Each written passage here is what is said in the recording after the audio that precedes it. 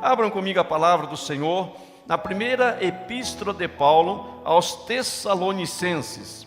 Primeira epístola de Paulo aos Tessalonicenses. Abramos a palavra de Deus. Eu quero ler do verso 1 ao verso de número 10. Primeira epístola de Paulo aos Tessalonicenses, verso 1 até o verso de número 10. Eu vou ler este texto da palavra do nosso Deus. Diz assim: Paulo, Silvano e Timóteo, à igreja dos Tessalonicenses em Deus Pai e no Senhor Jesus Cristo, graça e paz a vós outros.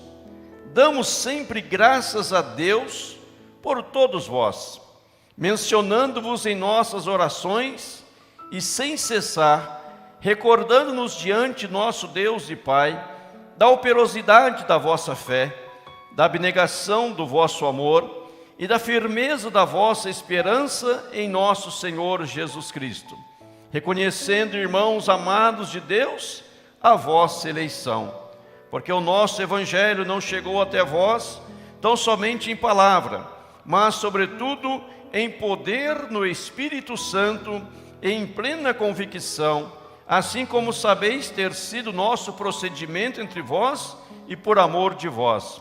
Com efeito, vos tornaste imitadores nossos e do Senhor, tendo recebido a palavra, posto que em meio de muita tribulação, com alegria do Espírito Santo.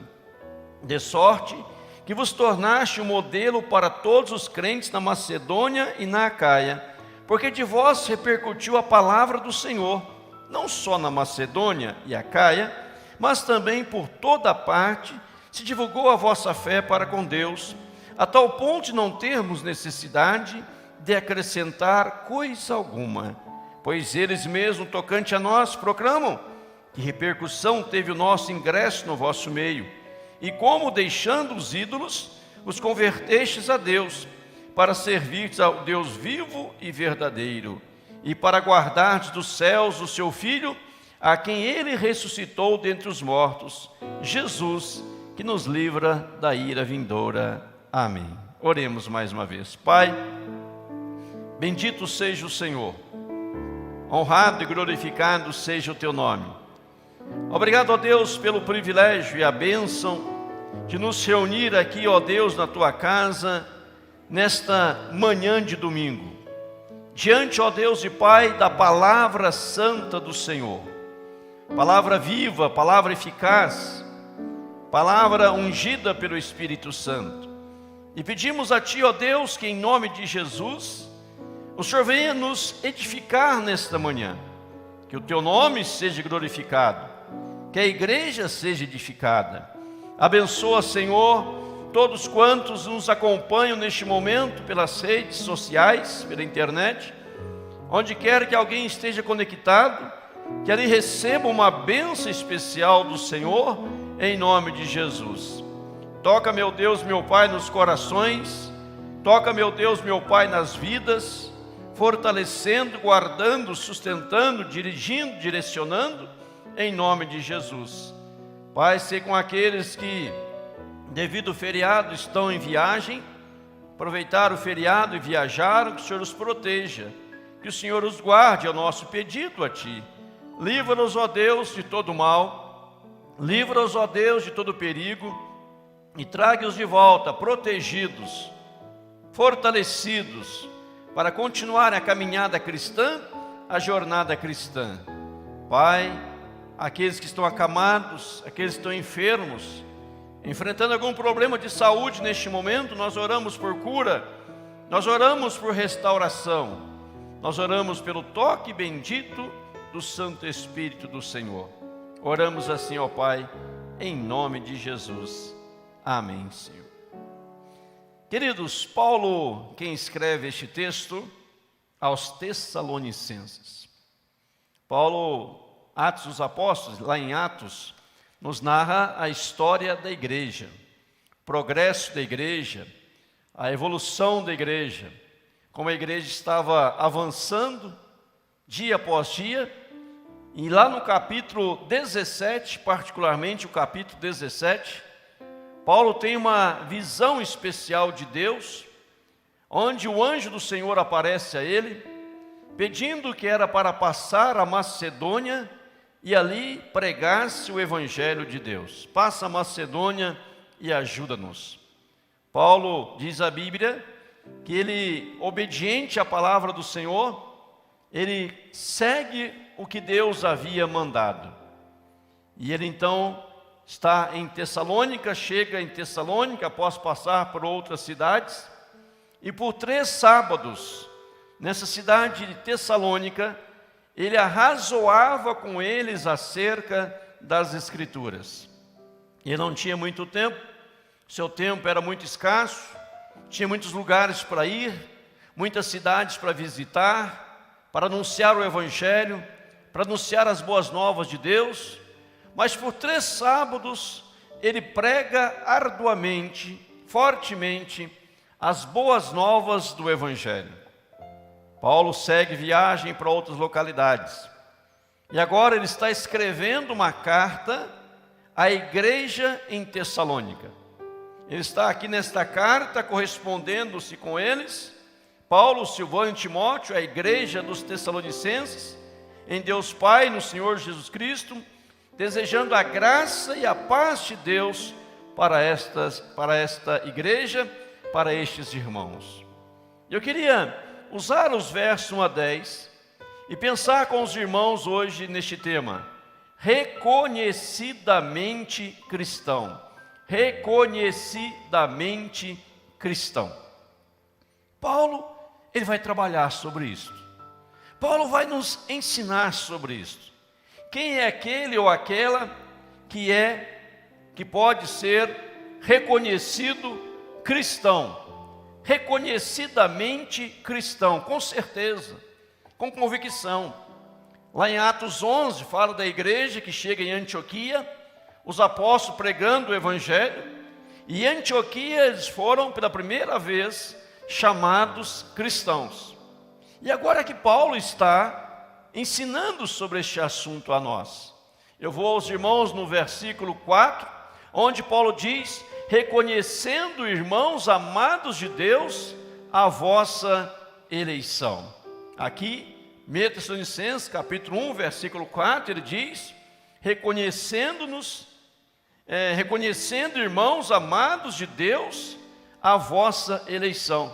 Então, Paulo está dizendo que ele havia reconhecido, por algumas coisas que ali estavam acontecendo, por algumas coisas que haviam acontecido, pelos fatos narrados, pelas experiências maravilhosas, pela graça derramada, ele fala: reconhecendo, irmãos amados de Deus, a vossa eleição. De fato, eu reconheço que vocês são amados de Deus, que vocês fazem parte do povo eleito de Deus, e há esta plena convicção no meu coração. Veja que coisa linda, imagina você receber uma carta e alguém escreve para você, embora hoje não se usa muito carta escrita, mas é e-mail, né? WhatsApp, por aí vai, mas vamos voltar a uma carta. Você recebe uma carta, você recebe uma correspondência, e essa correspondência chega na sua casa, e um grande líder está falando com você, escrevendo para você, e ele começa dizendo: eu reconheço que de fato você é um cristão. E amém? Aleluia, glória a Deus, louvado seja. Eu reconheço que você é uma cristã. Eu reconheço a graça de Deus na sua vida. Veja que quando a Bíblia trabalha esse tema eleição, ela fala que nós somos eleitos pelo Senhor antes da fundação do mundo. Antes da fundação do mundo houve eleição, e no tempo determinado pelo Senhor, a conversão, a transformação. Mas agora, não era a igreja dizendo: nós somos eleitos, nós somos. Ela pode dizer também, sem problema, mas é agora alguém de fora reconhecendo que aquele povo era verdadeiramente cristão, reconhecidamente cristão. em nome de Jesus. Quais são as marcas de alguém reconhecidamente cristão? Primeiro coloca ali, traz excelentes recordações. Um verdadeiramente cristão, ele vai trazer excelentes recordações. Quais são estas recordações que traz? Paulo vai mencionar algumas para nós aqui no versículo 1 e 3 em diante, mas primeiro eu quero dar um destaque, recordando-nos diante do nosso Deus e Pai. Aí vai dizer quais são as recordações. Mas notem para um detalhe no texto, que a recordação que Paulo faz é diante de Deus, é em oração, não é diante das pessoas, é diante daquele que é o maioral, o absoluto, o eterno, é diante daquele que nós não podemos mentir, não tem como mentir, porque Ele sabe de todas as coisas. Então, o verdadeiramente cristão, ele traz excelentes recordações. Excelentes recordações. E esta recordação é diante de Deus. Veja, percebam a seriedade, a profundidade disso, porque ele está falando com Deus, recordando da igreja. Pelo que nós somos recordados? Pelo que nós somos lembrados? Qual é a recordação que as pessoas guardam de nós? Ou quando nós lembramos de alguém lá de outra cidade, lá de outro estado que nós convivemos, que nós caminhamos juntos, que nós evangelizamos, que nós pregamos, qual é a recordação que essa pessoa traz à nossa mente, à nossa alma, ao nosso coração? Isso é muito interessante.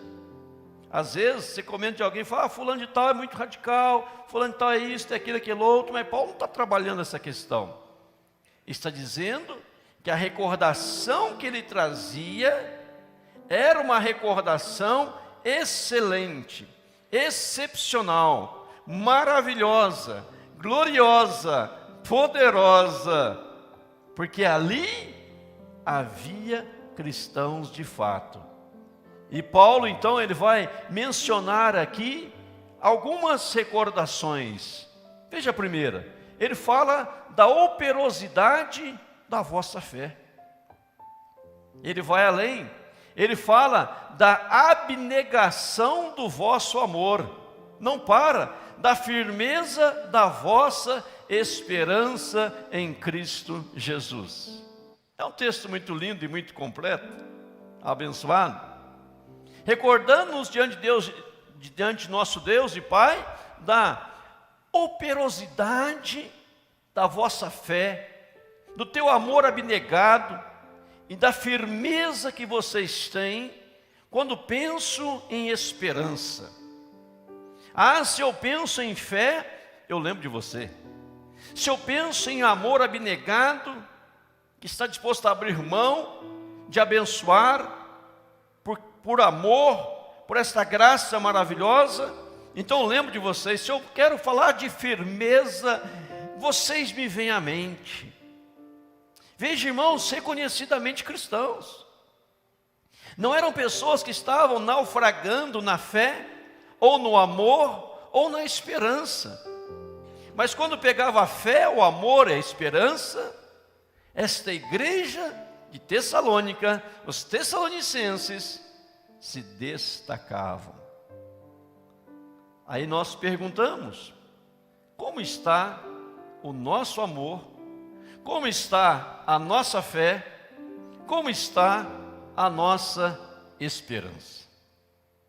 Ele diz aqui, eu vou ler o versículo, verso 3: recordando-nos diante de nosso Deus e Pai da operosidade da vossa fé, da abnegação do vosso amor e da esperança e da firmeza da vossa esperança em nosso Senhor Jesus Cristo. E veja a expressão que ele destaca, quando ele fala da fé, quando ele fala do amor, quando ele fala da esperança. Ele não diz assim: eu recordo que a fé aí é operosa, da operosidade da fé, eu lembro disso. Eu recordo da abnegação de amor. Eu recordo de uma firmeza na esperança. Ele não fala isso, mas ele diz: quando falar da fé, da vossa fé. Quando fala do amor, ele diz do vosso amor. Quando fala da esperança, ele diz da vossa esperança. Porque a fé, o amor, a esperança fazem parte integralmente da vida de vocês. Vocês não estão falando de uma fé, mas vocês se apropriaram da fé. Vocês não estão falando de amor, mas vocês estão vivenciando o amor. Vocês não estão falando de uma esperança futura, mas vocês estão falando e vivenciando a esperança de vocês. Então, porque a esperança, o amor e a fé fazem parte integrante da vida de vocês, eu vou orar a Deus, estou na oração dizendo assim, vamos imaginar aqui: Senhor, eu estou precisando de esperança. Eu careço de esperança. Ah, Senhor, eu estou lembrando aqui, a igreja de Tessalônica, aquele povo é cheio de esperança. Me dá a esperança daquele povo, que eu permaneça como aquele povo, fazendo que a esperança em Cristo seja a minha esperança. Eu não estou esperando a sua esperança, eu tenho a minha esperança, e juntos nos unimos na esperança, voltado para Jesus Cristo. Amém, irmãos? Aleluia, glória a Deus, louvado seja. Veja, vossa, verdadeiramente cristão, reconhecidamente cristão, é aquele e aquela que traz excelentes recordações. Amém? Quando alguém lembrar de você, quando alguém lembrar de mim, quando alguém lembrar de nós, precisamos trazer à memória destes amados ótimas recordações, em nome de Jesus, se somos de fato e verdade, verdadeiramente cristãos, em nome do Senhor. Amém? Mas vamos para frente, irmãos, em nome de Jesus. Reconhecidamente cristão. Veja que há algo especial que Paulo aqui, ele trata agora para nós. Ele fala da chegada do Evangelho. E aqui nós temos uma foto, todos conhecem esse pregador aqui, era eu quando era mais jovem. É brincadeira, é o Billy Graham, né? Billy Graham, a chegada do Evangelho. Veja, perceba. Como é que o Evangelho chegou ali em Tessalônica? 3 dias só pregando. A chegada do Evangelho, como fora? Primeiro, em poder no Espírito Santo. Segundo, em plena convicção. Terceiro, no proceder entre vós. Quarto, por amor de vós. Como que o Evangelho chegou em Tessalônica? Paulo vai dizer, a chegada do Evangelho fora em poder no Espírito Santo. Em poder no Espírito Santo. Não fora uma palavra decoreba, não fora uma palavra pré-ensaiada, de qualquer jeito, mas foi em poder no Espírito Santo de Deus. Olhemos para a Bíblia, e a Bíblia diz para nós, lá no versículo 5, porque o nosso Evangelho não chegou até vós tão somente em palavra, mas, sobretudo, em poder no Espírito Santo. O Evangelho, então, estava sendo ministrado, como Billy Graham pregava, por isso eu pus a foto dele anteriormente, no poder do Espírito Santo. Mas aí nós temos a ação divina. E qual é a ação humana? Temos a ação divina e temos a ação humana. Qual é melhor, a ação divina ou a ação humana? Qual é melhor do que a outra? Se você pegar um pássaro, qual é a melhor asa, da direita ou a da esquerda? Ou precisa ambas as asas para poder galgar os horizontes e as alturas? A ação de Deus com a ação humana, a ação do homem com a ação de Deus, trabalham conjuntamente.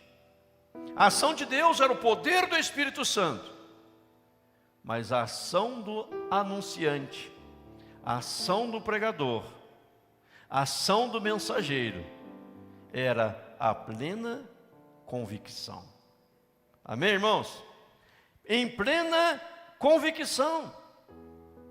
Paulo não estava com achismos. Quem já ouviu o Billy Graham pregar, por isso eu pus a foto dele aqui, repito, percebeu como ele pregava com autoridade, como ele pregava com ousadia, como ele pregava com convicção.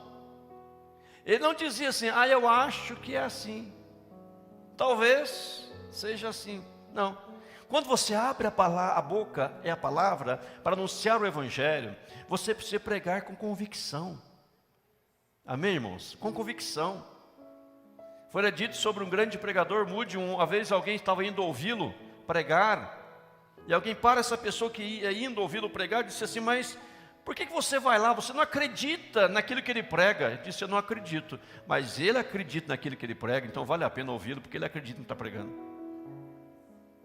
Muitas vezes falta esta plena convicção. Você está ali, tete a tete, anunciando o Evangelho, mas você precisa anunciá-lo com convicção.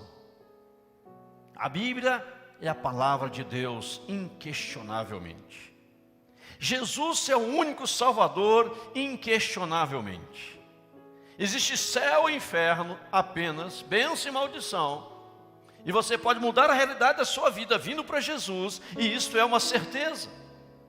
Se você continuar sem Jesus, se você morrer sem Jesus, você vai para o inferno, não tem céu para você. Mas hoje você pode entregar a vida para Jesus, arrepender dos seus pecados e vir para Jesus. Ele perdoa os seus pecados, te dá vida nova. Quem quer hoje aceitar a Cristo, vem à frente. E Billy Graham pregava e a multidão ia à frente, porque havia convicção. O cristão tem que ter convicção naquilo que prega, convicção na evangelização individual, tete a tete, no púlpito, em qualquer lugar. Você está falando o Evangelho com plena convicção. Você fala, este livro santo é a palavra de Deus, e o que está escrito aqui é verdadeiro, e nós cremos nisto e anunciamos isto aos quatro cantos, em nome de Jesus.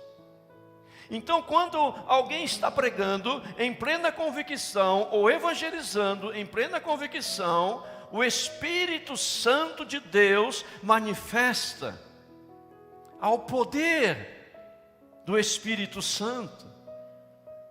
Mas Paulo não para aí no falar, na ação divina, mas ele continua na ação humana, dizendo, no proceder entre vós. Ele diz aqui, e em plena convicção, assim como sabeis ter sido nosso procedimento entre vós. Assim como sabeis ter sido nosso procedimento entre vós. Então a nossa ação, o nosso proceder, não está desligado da fala, da pregação, mas o agir está conectado ao falar. O falar está ligado ao agir, e às vezes o agir fala mais alto que o próprio falar, porque as coisas caminham juntas em nome do Senhor. Não é pregando algo e fazendo outro, não é evangelizando de uma maneira, mas agindo contrária. Veja que o procedimento, 3 sábados apenas, mas um procedimento impecável.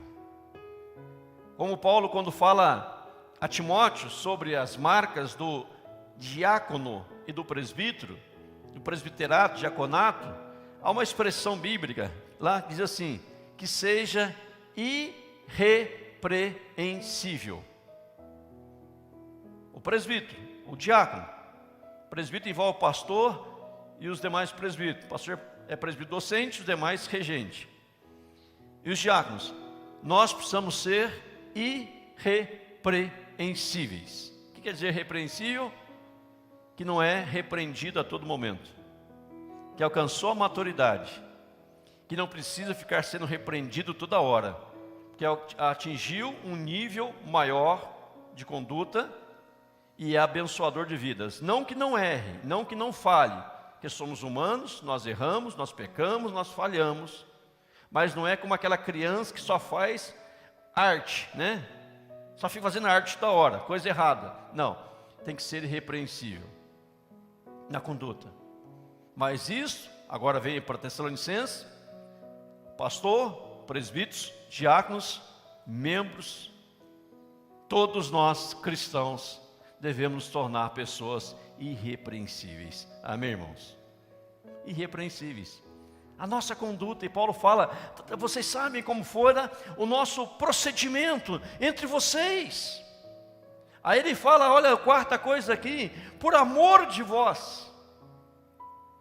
Então quando Paulo estava no poder do Espírito, cheio de convicção, no procedendo, ele estava agindo por amor de vós. O que impulsionava Paulo e os demais apóstolos, o que motivava era o amor. Nós precisamos amar. Quem não ama, nada adianta. E mesmo Paulo escreve dizendo, ainda que eu tenha o dom de profetizar, conheço os mistérios da ciência, ainda que eu distribua todos os meus bens entre os pobres, ainda que entregue meu próprio corpo para ser queimado, se não tiver amor, nada disso serei, nada me aproveitará. Porque Deus quer atos de amor em nome de Jesus. Quando você está pregando para o não cristão, o ímpio, você está pregando por amor a ele, que você quer que ele entregue a sua vida para Jesus. Você vai proceder corretamente, vai pregar em amor, com ousadia e convicção, lembrando que a conversão é Deus que faz, aí você não faz, nem eu, aí já é com Deus. Mas a nossa parte nós vamos fazer e confiar em Deus, que Ele fará aquilo que Ele assim o desejar. Então veja, em segundo lugar nós temos a chegada do Evangelho. Deixa eu mencionar aqui, vou voltar aqui, este pregador, Billy Graham, pregou na Coreia. Milhares e milhares e milhares de pessoas ouviram quando ele lá pregou. E as maiores igrejas do mundo hoje estão na Coreia. Mas começou com este homem, anunciando lá as boas novas da salvação. E depois da passada dele para a Coreia do Sul, as igrejas bombaram em crescimento exponencial. Deus pode fazer o mesmo. Precisamos deste poder, dessa convicção, desse procedimento e deste amor. Porque se você prega com convicção, se você anuncia para o seu amigo, seu vizinho, colega de trabalho em convicção, mas você faz algo errado, tudo que você falou cai por terra. E ele ou ela se decepciona e não quer confiar. Então o procedimento é importante. Mas Paulo, ele segue, ele vai trabalhar aqui um terceiro tópico. Ele vai falar de ser imitadores. E eu digo aqui, imitadores que se tornaram modelos. Imitadores que se tornaram modelos. Olha o que diz o texto sagrado, lindo demais, esse texto é muito rico. Verso 6. Com efeito, vos tornaste imitadores nossos e do Senhor, tendo recebido a palavra, posto que em meio de muita tribulação, com alegria do Espírito Santo, de sorte que vos tornaste modelo para todos os crentes na Macedônia e na Acaia. Imitadores que se tornaram modelos. O verdadeiro cristão é aquele que é modelo. É aquele que pode ser seguido por outros, que outros vão seguir nas suas pegadas, vão seguir os seus passos, pois ele é imitador de Cristo e as pessoas vão imitá-los. O exemplo não é a principal coisa para influenciar pessoas, é a única. O exemplo não é a principal coisa para influenciar pessoas, é a única coisa. E Paulo está dando o exemplo, e as pessoas estão imitando, as pessoas estão seguindo os seus passos. Nada é tão contagioso como o exemplo. Temos aqui uma foto do pai, do avô e da criança, do filho. Nada escrito, nada é tão contagioso como o exemplo. Repito esta frase nessa outra ilustração aqui: o pai e a mãe lendo a Bíblia para a criança. E cito a frase de novo: nada é tão contagioso como o exemplo. O pai está dando o exemplo. O pai está lendo a palavra de Deus à criança.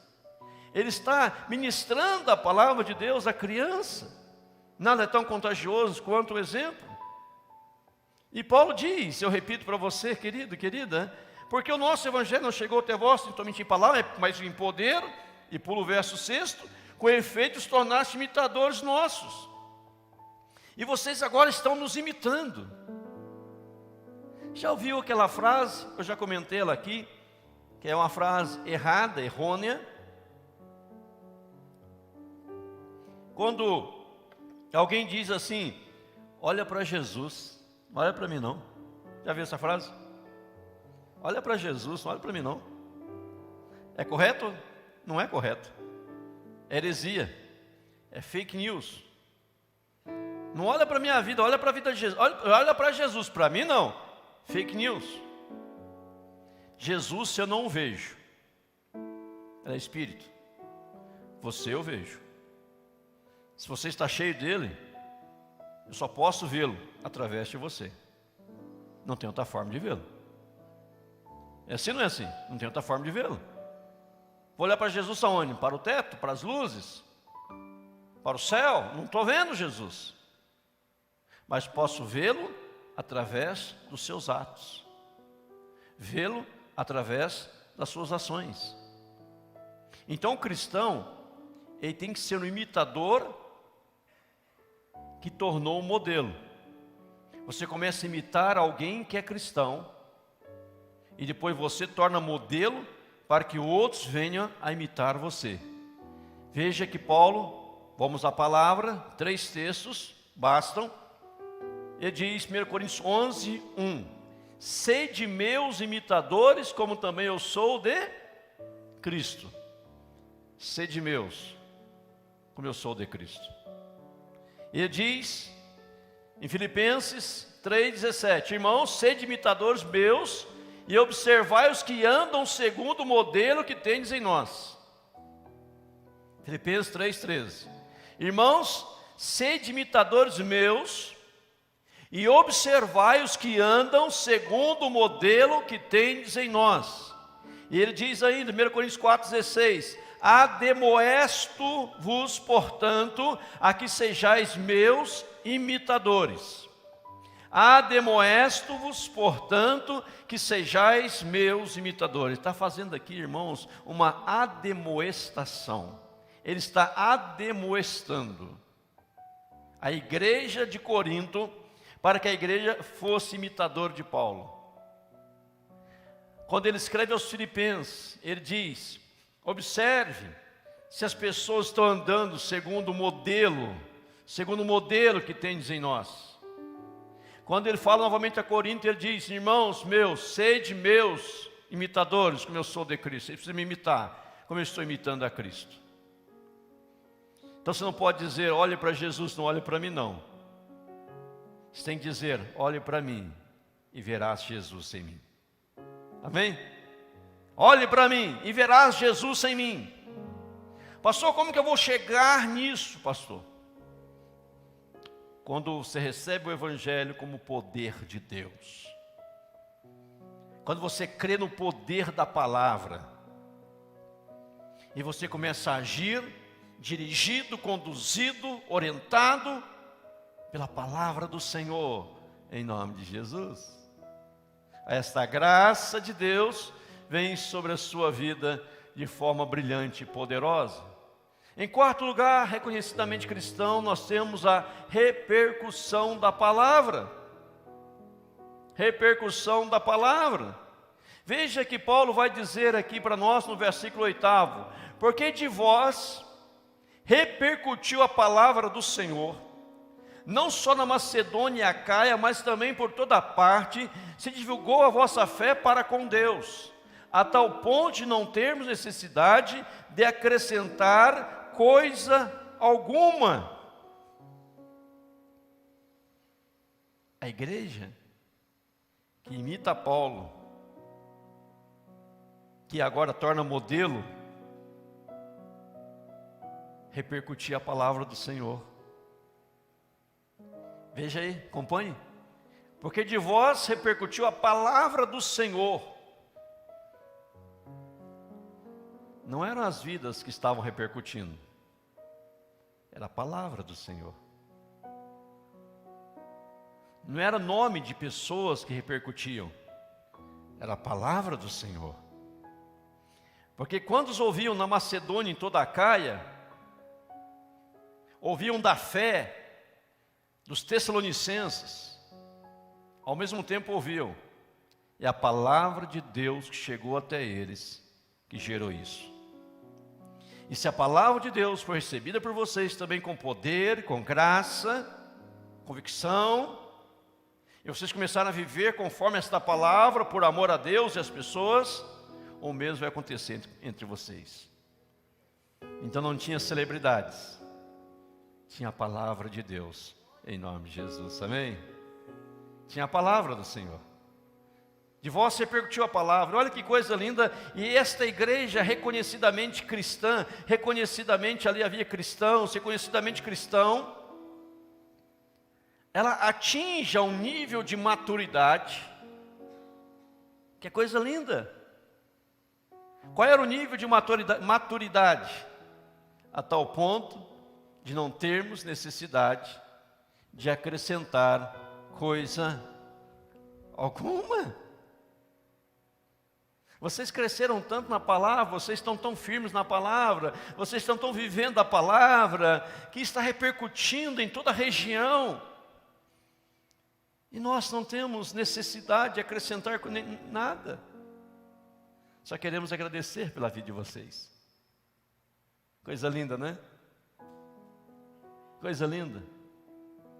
Nós só queremos agradecer, eu não quero acrescentar nada. Ó, irmão, você está assim, está bem, está legal, mas deixa eu acrescentar algo, você precisa fazer isso, aquilo, outro. Você também precisa fazer isso. Não, Paulo fala, não precisa acrescentar nada. Irmãos, que bênção. Em quinto lugar, ali havia verdadeiramente cristão, a verdadeira conversão. Por isso estavam vivendo assim. Que haviam passado por uma verdadeira conversão. E essa verdadeira conversão envolve algumas coisas. Paulo vai narrar no mínimo 3. Primeira delas, o que envolve a verdadeira conversão? O abandono da velha vida. Abandono da velha vida. Paulo diz no verso 9: pois eles mesmo tocante a nós proclamam que repercussão teve o nosso ingresso no meio de vocês. E como deixando os ídolos, houve uma repercussão tremenda nos 3 sábados que Paulo prega em Tessalônica. Eles abandonam a velha vida. Eles eram idólatras, praticavam idolatria, abandonaram os ídolos. Não quero mais isso.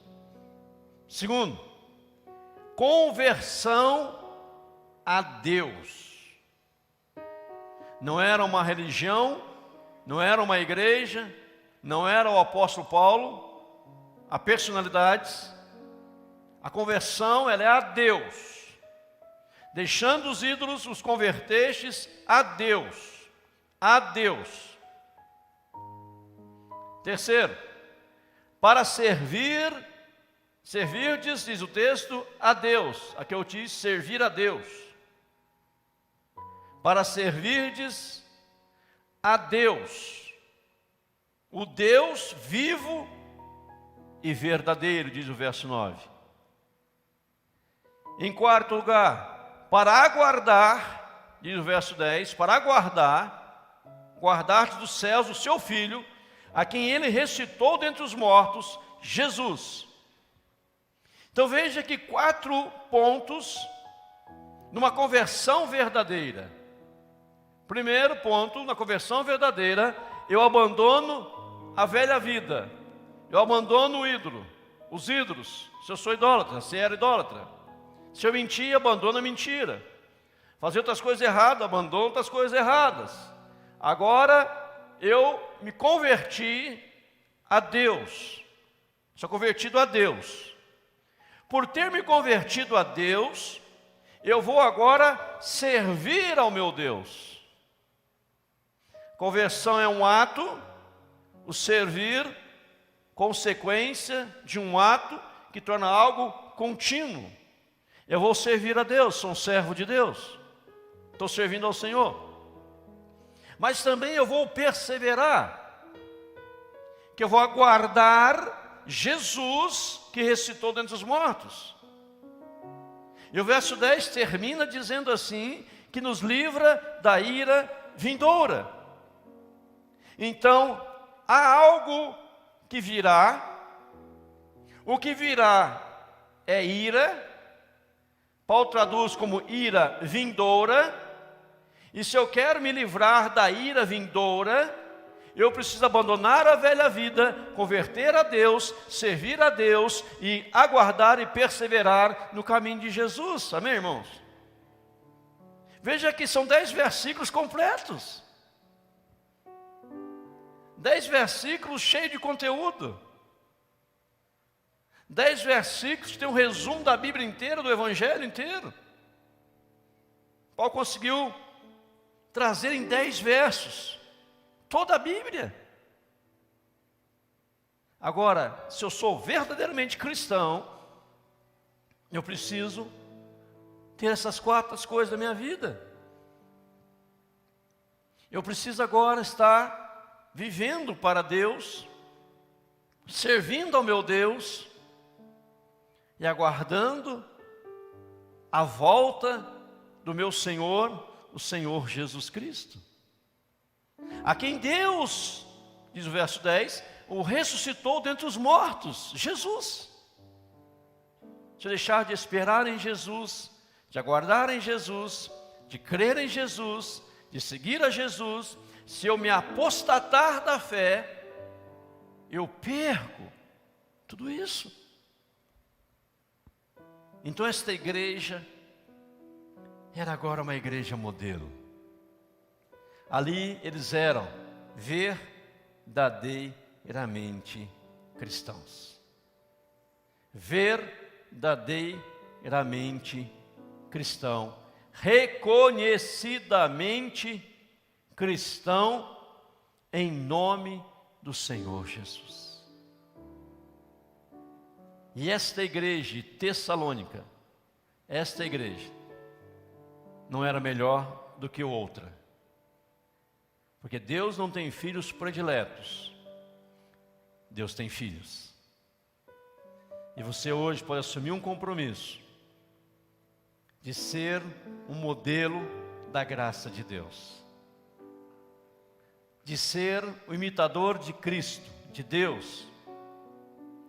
E permitir que as outras pessoas venham também a querer se espelhar em você, em nome de Jesus. Chegar a esse ponto de falar, sede meus imitadores, como eu sou de Cristo. Isso poderá e tornar-se-á uma realidade na tua vida, em nome de Jesus. Porque este é o propósito de Deus. Quero repetir?